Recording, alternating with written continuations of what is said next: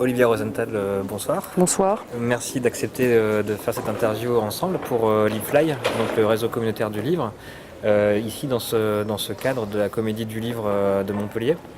On est très heureux de vous recevoir. Vous êtes auteur d'une dizaine de livres, vous avez eu de nombreux prix, etc. On connaît votre écriture singulière. On en a un exemple particulier dans ce livre-ci. Toutes les femmes sont des aliens.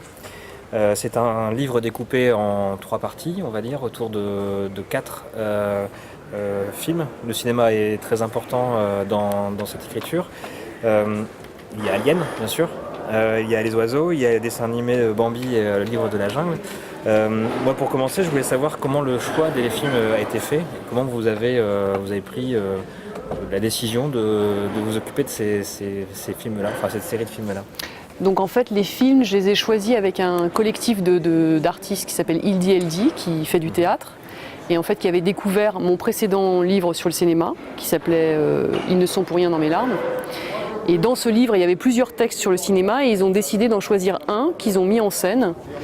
Et ce texte, c'était sur Les Parapluies de Cherbourg de Jacques Demy. Et donc ils ont fait un spectacle avec, et à partir de là on a décidé que ça serait intéressant d'essayer d'imaginer une suite, une série en fait autour du cinéma. Et moi, comme j'avais envie de continuer ce travail sur le cinéma mais de lui donner des formes un peu différentes, je me suis dit que c'était une très bonne idée. Et donc j'ai cherché des films qui étaient à la fois des films assez populaires, assez grands spectacles, et puis des films qui m'avaient laissé des souvenirs assez forts, et plutôt des souvenirs traumatiques, c'était un peu l'idée. Et en fait, en discutant avec eux, on est tombé d'accord sur plusieurs films qui comptent beaucoup pour moi, ceux que vous avez cités.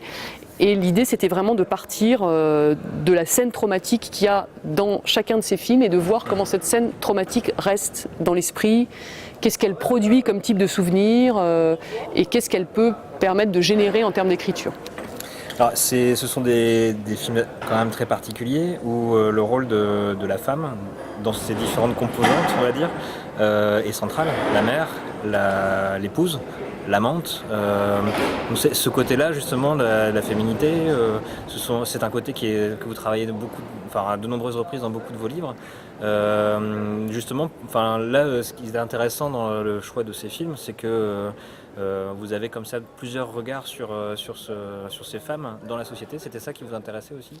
Au départ, c'était pas aussi net que ça au départ. Ouais. Donc j'ai commencé avec le film Alien où j'ai écrit donc le texte en me disant tiens, si maintenant aujourd'hui je devais essayer de raconter ce film, comment je ferais, enfin ces films parce qu'il y en a 4. Comment je les raconterais, dans quel ordre, quelles sont les scènes qui me reviennent à l'esprit. Et en écrivant, je me suis rendu compte qu'évidemment, ce qui revient à l'esprit, c'est la présence de Sigourney Weaver, que Sigourney Weaver, elle a un rôle de survivante. Et donc, j'ai commencé à élaborer une espèce de théorie sur le lien que le cinéma hollywoodien a avec les femmes. Et en fait, voilà, j'ai fini ce texte en essayant de montrer un peu à contre-courant que les 4 Aliens étaient en quelque sorte des films féministes. Et une fois que j'ai eu fini ce texte, je me suis rendu compte que ça pouvait être intéressant, effectivement, de garder en fait cet esprit, qui est un peu un esprit de contradiction, sur les autres films que j'allais choisir, c'est-à-dire comment on peut, avec des films très grand public, assez normatifs, comment on peut faire en sorte que ces films, finalement, racontent d'autres choses que ce qu'on croit qu'ils racontent. Et par exemple, comment Bambi, plutôt comment le livre de la jungle raconte la constitution des familles homoparentales, comment, etc. Donc il y a tout un travail de relecture en quelque sorte du cinéma à la lumière de cette histoire de, effectivement, si les femmes étaient au centre de la société, ce qu'elles ne sont pas, alors qu'est-ce qui se passerait et comment le monde marcherait et comment les films nous montrent un autre monde possible, quoi. Oui, et alors du coup, il y a des sujets important, il y a une dramaturgie que vous retracez bien parce qu'on n'est pas tant dans la narration du film que dans la narration du souvenir du film, mais aussi beaucoup d'humour.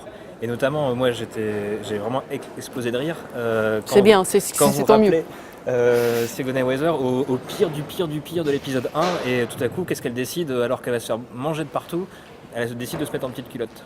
Ah oui, voilà, c'est ça. Mais c'est vrai, hein. Enfin, c'est vrai. En fait, si vous regardez le film après avoir lu le livre, vous constaterez que tout ce qui est dit là-dedans est à peu près vrai. C'est-à-dire qu'effectivement, il il y a une scène qui, à mon avis, en fait, moi, ma théorie, c'est que Ridley Scott a fait le film uniquement pour qu'il y ait cette scène de Sigourney Weaver en petite culotte. C'est le but. Et vous savez, quand on fait quelque chose, une œuvre d'art, en fait, on a un but, mais on ne sait pas encore lequel. Et là, le but, elle est en petite culotte. Bon, après, voilà. Et effectivement, on comprend pourquoi quand on la voit en petite culotte, parce que c'est une très belle créature. C'est une espèce de Jane Fonda. D'ailleurs, c'est un film de 79, donc c'est bien cette période-là. Et voilà. Et en fait, si on relit tout le film à la lumière de cette scène-là, alors on voit des choses qu'on n'avait pas vues. C'est-à-dire qu'en fait, ce qui m'intéressait aussi, c'est en fonction de la scène qu'on choisit, et si on décide que c'est cette scène-là plutôt qu'une autre, alors le film change complètement de sens.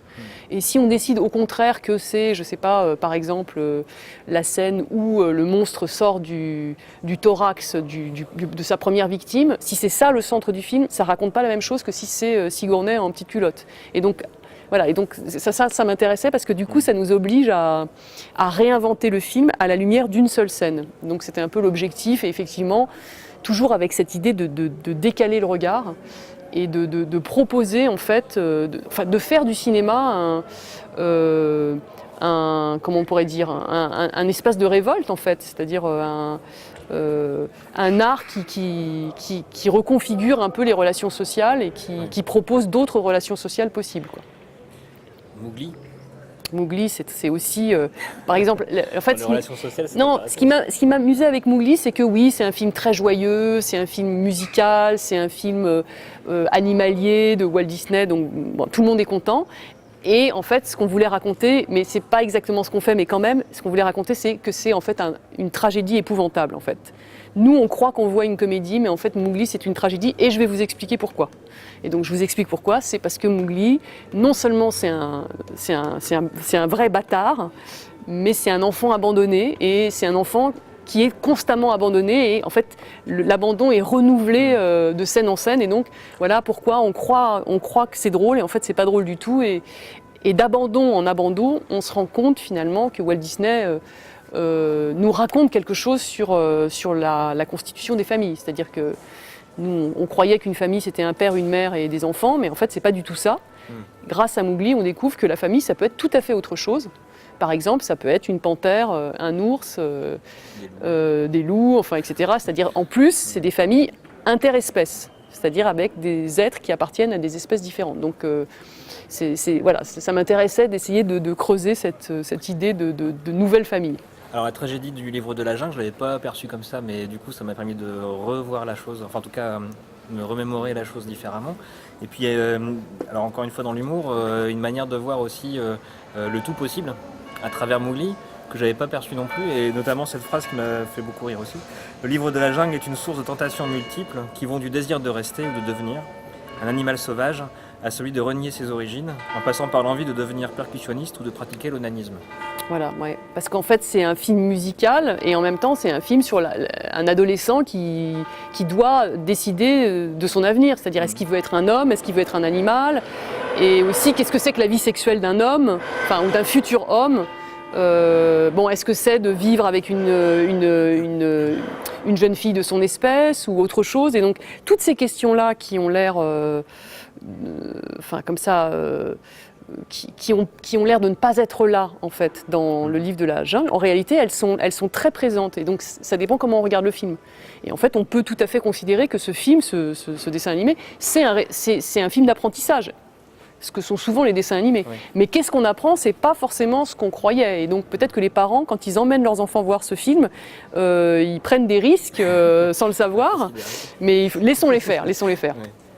Alors on a parlé beaucoup d'animaux, mais c'est vrai que, et ça c'est une question qu'on vous pose souvent, c'est le rapport à l'animalité. Que font les reines après Noël, voilà, il y a un travail comme ça sur l'humain animal, sur le rapport aussi à la société, qui est aussi du rapport de l'animal. Alors là, par exemple les oiseaux, c'est très marquant, la place des oiseaux dans cette relation qui ne se fait pas entre cette femme et cet homme. Voilà. Et du coup, la question, qu'est-ce qui vous intéresse tant dans l'animalité finalement et dans ce rapport à l'animal? Alors déjà, c'est vrai que vous me le dites, mais j'y aurais pas pensé tout à fait comme ça, mais c'est vrai, c'est qu'en fait, non seulement c'est des textes où il est question de la femme, du féminisme ou de la féminité, mais c'est aussi des textes où il est question de la relation qu'on entretient avec les animaux, parce qu'en fait, ils sont très présents, évidemment, dans tous ces films. Bon, Alien, évidemment, Ouais. mais effectivement, les oiseaux... et moi, ce qui m'intéresse dans les animaux, d'abord, il y a une chose assez mystérieuse, c'est-à-dire que aussi le fait que je vais y chercher quelque chose et je ne sais pas ce que c'est à chaque fois. Donc il y a le rapport à ce mystère animal, c'est quelque chose qui va renouveler mon désir d'écrire autour de ces questions. Et bon, tout simplement, je pourrais dire une chose assez basique, assez banale, mais c'est que aussi les animaux nous renvoient à la condition humaine et à cette frontière, si frontière il y a, qui n'est pas aussi nette que ça entre être un humain et être un animal. Est-ce que voilà, est-ce qu'il y a vraiment une différence? Si oui, laquelle? Et c'est vrai que dans mes livres, je me suis toujours beaucoup intéressée à cette histoire des frontières, enfin, pas seulement entre humain et animal, mais entre vivant et mort, entre fou et pas fou. Enfin, et donc, vraiment, la question de l'animalité, c'est ça, c'est quoi cette frontière qui permet de distinguer, par exemple, dans l'humain, comment dirais-je, des comportements qu'on considère comme des comportements animaux ou sauvages, ou qu'est-ce que ça veut dire. Tout ça, c'est des choses qui m'intéressent beaucoup. Ouais. Alors, bon, il y a forcément la place du cinéma. La place du cinéma, c'est dans ce livre en particulier, là, c'est complètement... c'est l'aboutissement finalement de votre relation au cinéma, parce que c'est jusque dans les titres. Mais c'est quand même quelque chose qui vous nourrit. Est-ce que sans cinéma, il n'y aurait pas d'écriture pour vous? Mais en tout cas, enfin, la source, du coup, c'est la source de l'image. C'est plutôt intéressant, ça, pourquoi pas faire des films, finalement? Alors d'abord, j'espère que s'il n'y avait pas de cinéma, il y aurait peut-être quand même des livres, parce que tous ne parlent Non, pas je de parlais cinéma. de vos livres. Oui, tous ne parlent pas de Non, cinéma, tous ne parlent mais, pas de cinéma, c'est vrai. mais c'est vrai que c'est une source importante, parce que on pourrait dire tout simplement dans mon apprentissage, dans mon histoire d'enfants, d'adolescentes et de jeunes adultes, le cinéma a été très important, il a occupé énormément de place.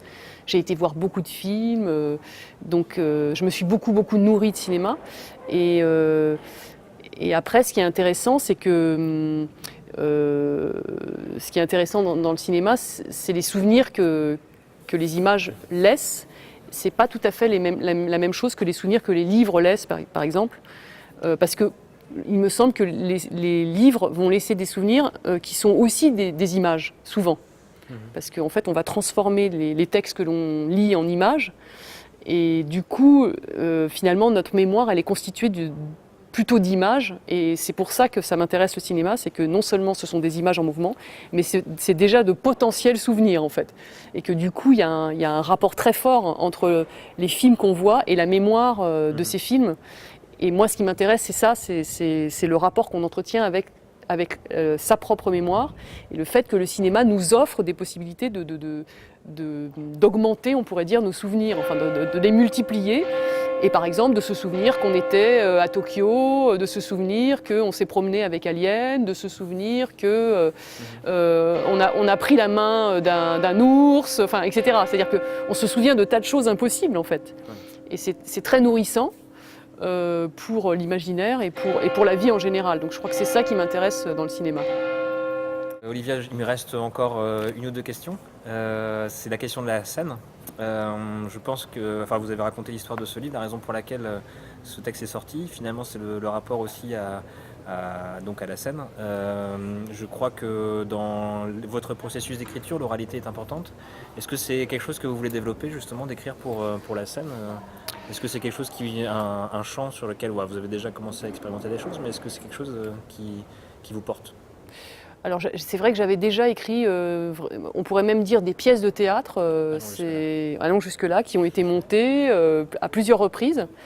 Et que là, ce travail, ce qui est intéressant, c'est que j'écris pour la scène, mais j'écris pas des textes de théâtre, en fait. Ça ressemble pas tellement à des textes de théâtre, et simplement ces textes sont ensuite transformés par le collectif dont j'ai parlé. Donc ça, ce travail très spécifique, oui, on a l'intention de le poursuivre, puisque je vais continuer à écrire des textes sur le cinéma pour la scène. Donc on a un projet qui va se poursuivre encore sur au moins 2 ou 3 films, avec l'idée effectivement d'avoir comme ça une espèce de répertoire de 6 ou 7 films et de pouvoir présenter à l'occasion, suivant les scènes qui le demandent, comme un feuilleton avec le numéro 1, 3 et 5, ou le numéro 2, 4 et 6, enfin, etc. C'est-à-dire vraiment parce que c'est pas du tout la même chose de présenter par exemple Alien avec les oiseaux sur scène que de présenter Alien avec le livre de la jungle. Ça change complètement le sens même de ces 2 textes quand ils sont mis l'un avec l'autre sur la scène. Donc, ça, pour aller jusqu'au parapluie de Cherbourg avec Alien. Ouais, ça a déjà été fait d'ailleurs. C'est-à-dire qu'ils ont déjà monté la trilogie qui existait déjà à l'époque, c'est-à-dire les parapluies de Cherbourg, en fait le texte s'appelle Les Larmes, donc Les Larmes, Les Oiseaux et Alien. Donc ça fait une sorte de trilogie de scènes. Et justement, les choses résonnent bizarrement les unes avec les autres, parce qu'il y a le thème de l'horreur, parce qu'il y a le thème des femmes, parce qu'il y a la question de la relation à nos émotions aussi. C'est quoi de pleurer au cinéma? C'est quoi d'avoir peur au cinéma? Enfin, toutes ces questions-là, elles sont là dans les 3 textes. Et donc c'est vrai que les choses résonnent les unes avec les autres, mais pas forcément au même endroit. Donc ça, c'est sûr qu'on va continuer en fait cette série avec d'autres films. Très bien, merci beaucoup d'avoir répondu à ces questions. Pour clore l'entretien, peut-être une dernière chose, c'est un conseil de lecture pour ceux qui ont suivi cet entretien. Voilà, un livre qui vous a particulièrement marqué. Donc le dernier que j'ai lu, c'est un livre d'un homme qui, je crois qu'il est relativement connu, mais moi j'ai découvert ce livre dans une librairie tout à fait par hasard. Et donc il s'appelle Ilsen Rath et il a publié plusieurs livres, dont un qui s'appelle Nuit. Et en fait, c'est un livre absolument extraordinaire dans lequel il fait un assez gros livre sur un ghetto en fait. Donc ça se passe en 39-42, voilà, c'est ça, entre 39 et 42. C'est dans un ghetto qui est aux confins de la Roumanie et voilà, je ne suis pas assez précise, hein, mais bon. Donc en fait, et à côté, non mais alors ce qui est extraordinaire dans ce bouquin, c'est que, et ça m'intéresse beaucoup dans la littérature, c'est qu'on ne peut jamais savoir si c'est de la fiction ou une espèce de reportage sur le ghetto. Et que, alors il y a ça déjà, c'est-à-dire que c'est comme une énorme fiction, mais aussi comme un document exceptionnel, parce qu'il y a très peu de textes en fait, qui racontent comment les gens vivaient dans le ghetto, qu'est-ce qu'ils étaient obligés de faire, quel type de compromission, parce que c'est tout un texte sur ce qu'on est obligé d'abandonner pour obtenir, comment on survit, à quel prix. Donc c'est le contraire de l'héroïsme. Enfin, c'est ça qui est très beau aussi dans ce texte, c'est que ça raconte, c'est des personnages qui sont pas des anti-héros, mais des gens qui ont besoin de survivre et qui sont pour ça prêts à faire des tas de choses absolument épouvantables. Et sur le plan de la forme, c'est un livre assez exceptionnel parce que c'est un livre qui est presque uniquement fait de dialogue. Et c'est très étonnant parce que c'est un récit, mais qui passe uniquement par des voix qui se répondent, qui s'enchaînent. Et le personnage principal, en fait, donc on voit toute l'histoire à travers ce personnage principal, au début en tout cas. Et puis, de temps en temps, il disparaît, parce qu'il y a plusieurs moments où il disparaît et on ne sait pas s'il va réapparaître. Et du coup, les points de vue changent, c'est-à-dire que c'est d'autres personnages qui deviennent le centre du récit, et c'est complètement exceptionnel sur le plan de la forme, parce que il arrive comme ça à transformer le texte en changeant les points de vue, et on se dit que ça peut pas marcher ça, et en fait ça marche, parce que voilà, il a un art consommé du changement de point de vue. Donc moi j'essaye, quand je lis le texte, je regarde les endroits, je me dis mais comment c'est pas possible, c'est plus le même personnage qui est au centre, et on s'est pas rendu compte du passage. Donc ça, moi je pense que c'est un chef-d'œuvre de la littérature mondiale, on peut dire comme ça. Voilà. Donc Ilsen Rath, Nuit, et je crois que c'est publié, mais là je ne vais pas être assez précise, vous allez être obligé de couper parce que je crois que c'est publié au Tripode, mais je ne suis pas tout à fait sûre. On vérifiera. Puis mais après, si je dis des choses fausses et que ça apparaît sur le site, vous couperez. Des éléments précis. Oui, pas de problème. Merci beaucoup en tout cas, et merci. puis bonne comédie du livre. Merci à vous.